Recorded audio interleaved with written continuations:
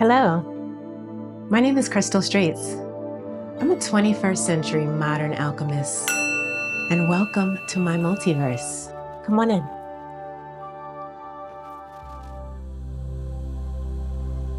I often say that I've died many times in this lifetime, and I truly mean that. Every new up-level and opportunity has required a new version of myself and the courage to embody her. It's my process of growth, transformation through the death of an old way of being and the birth of a new. With every death, I saw my life shift in ways that I could have never imagined, each shift leading me deeper into my gifts and my purpose. Every time I died, I was reborn, stronger, richer, lighter, brighter, freer, wiser, happier, kinder.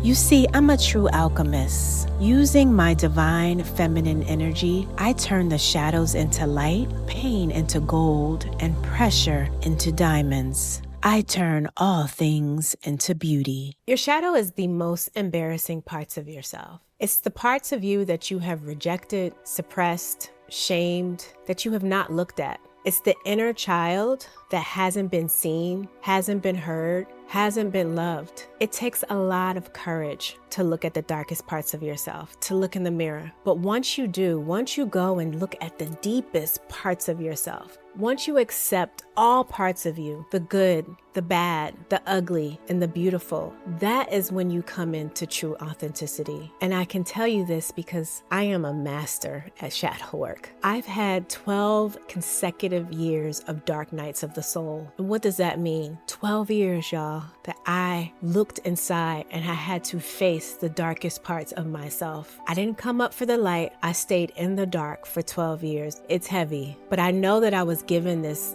mission, this journey, so that I could lead others to face in their darkest parts of themselves. My birth name is Crystal. That is reflective of my gifts. I reflect the light to the darkest parts of others. It takes courage to look in the mirror. And oftentimes I tell my clients, that is where you find your purpose. It's in the darkest parts of you that you are ashamed of, you're ashamed to tell. But that is how you turn your pain into power. For me, there were so many things in my childhood that I was ashamed about. There were so many things that held me captive for years, that made me play small, that made me feel shamed and dirty. But it was when I faced those parts of myself, when I accepted them, that's when I took my power back. You see, when you can own who you are, then nobody can have anything over you. You are the alchemist of yourself. The beauty of facing the darkest parts of yourself is that you get to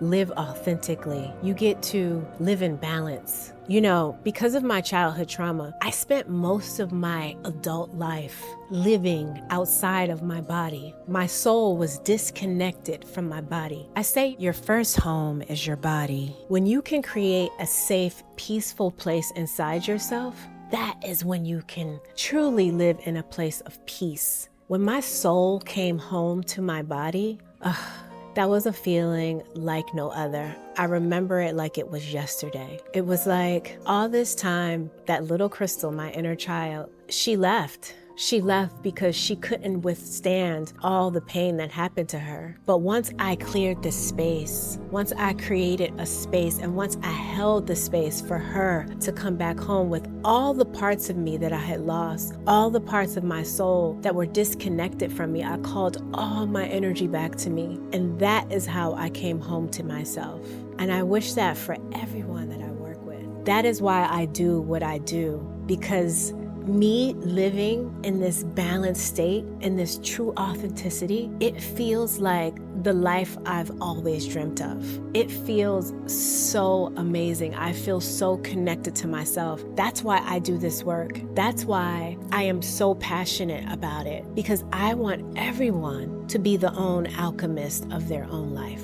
It takes courage to face the darkest parts of yourself, to become your own alchemist. But that is how you turn your pain into power. I'm a true alchemist, baby. Alchemy is the through line of my life. And my dream is for every one of you to become your own alchemist. As you do this work, you develop a toolbox. And now that I have the tools, when these tests, when these challenges come my way, it doesn't take me down so hard. It doesn't take me out of my body. I don't need months and months to recover. I call this quantum alchemy. You have 3 different ways of transmuting energy, 3 different ways of dealing with negative or dark energy. You can either absorb it, you can either match the energy and send it back, or you can take that energy and transmute it to something beautiful and light. So as I was growing in my healing journey, yes, I started by absorbing all the energies from others around me. I had to learn energetic boundaries. I had to practice my spiritual hygiene and my rituals to have the protection to protect myself from outer energies. And once I developed that, then I thought, oh, I'm just gonna return to sender. But no, when you return that to sender, it just keeps the karma going on the wheel. So you know what I do? You send me some negative energy, I'm taking it. I'm gonna take it, and guess what I'm gonna do with it? I'm gonna turn it into the highest expression of divine love and light, and I'm gonna send it right back to you. And guess what I'm sending you? I'm sending you happiness, wholeness, healing, and unconditional love. Because I know that when I send you that, it's gonna all come back to me. You know, I say, come to me when you're ready to die. And I know that can scare some of my clients and scare people who are wanting to work with me. It's a metaphorical death. It's the old version of you dying. It's death through transformation. An old version of you needs to die so the birth of a new can be birthed. And so when you come to me, it's deep work. So I can understand how someone can be scared. So you come to me when you're ready for deep transformation, when you're ready to make a change, when you're tired of your own shit. That was me. I was tired of my own shit. I had hit a wall. And it's only when you get to that breaking point, to that point where I cannot do this anymore. I don't want this. I don't want to have the same experience. I'm tired of attracting the same people. You have to get to that point for deep transformation to happen, because it's at that point of surrender that you can release it all and let spirit meet you halfway. I call this my alchemical steps of freedom. And the first step is acceptance. When you can accept all parts of yourself, the good, the bad, the ugly, and the beautiful. And you may not like what has happened to you. I didn't like the abuse that I experienced. I didn't agree with it. It wasn't my fault, but it happened and I accepted it. And acceptance puts you in the present state. And that's where you want to be, in the present state. Because in the present state, you can recognize what's the past and what's the future. And the past, we never want to live in the past. But in order to move from the past, you have to accept it. So once you accept it and you acknowledge it, then you want to give yourself some love and compassion. So giving yourself love and compassion and forgiveness. Forgive yourself and forgive others. I mean, that is completely up to you. But when you can forgive others, it takes away the energetic connection, the cord between you. So you see, forgiveness is for you, not them. And then when you can just surrender to what is and let go. Because guess what? When you let go, our human minds can be small sometimes. And sometimes if we allow spirit to come in and fill in all the blanks, our outcome can be better than anything we ever imagined. And that is my alchemical steps to freedom. The first time I had an experience where my shadow just took over, I remember it so clearly. I reacted. Someone triggered me so bad that I reacted in a way that I wasn't proud of.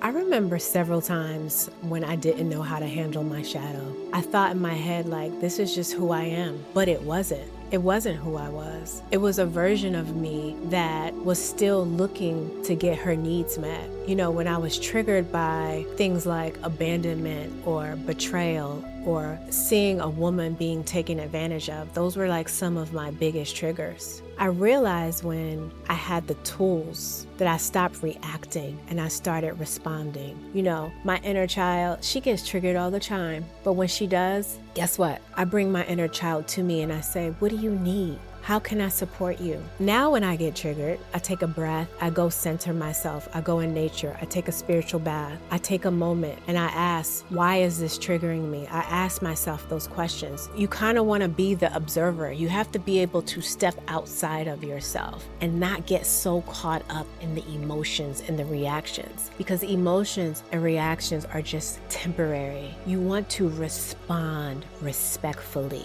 And how do you get to that place? You have to get balance. You have to recenter yourself. So when I am having those moments, I still get triggered all the time. I just take a minute, I do some breath work, and I ask myself, what is this really about? Is this real? Because half of the time, it's not real. It's an illusion or a delusion from my past. Because I'm a shadow worker, I've learned how to handle other people's shadow. So I can tell when someone is projecting to me their lower self. And I say one of my gifts, right? And sometimes it doesn't work so well for me because I see the highest expression of someone's soul. I'm able to see that. So when someone is coming from a place of that lower vibration from those shadow side, I just hold compassion. And I know that it has nothing to do with me. I don't take it personal. I don't absorb the energy. I let them have a moment and then I acknowledge them. I see where you are. I'm sorry that you feel that way. I'm sorry that you're hurting. That's not my experience. So I just continue to reflect the highest expression of love and divine light. If you're ready to step into your shadows and find your purpose, I invite you to join me for a free shadow work workshop I'll be hosting in October. You can register and find more details in the description box under this video. Together, we can transform so you can become the alchemist of your own life. In the next episode, I'll be giving you a behind-the-scenes peek into my creative process as an intuitive fine jeweler. Thank you for watching. Don't forget to subscribe, and I'll see you in the next episode.